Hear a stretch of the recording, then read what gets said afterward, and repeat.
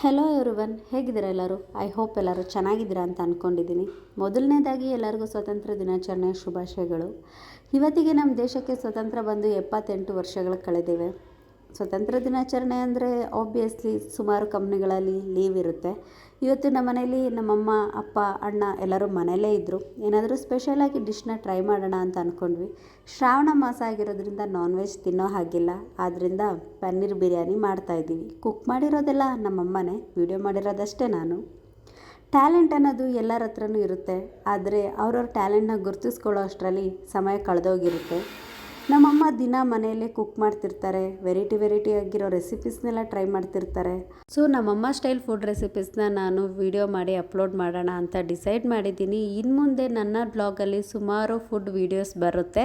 Already ನನ್ನ Instagram account ಪ್ರೀತಿ creation Kannada ಲಾಗಲ್ಲಿ ಸುಮಾರು food ವೀಡಿಯೋಸ್ನ ಹಾಕಿದ್ದೀನಿ, ನೀವು ಹೋಗಿ ನೋಡಿ.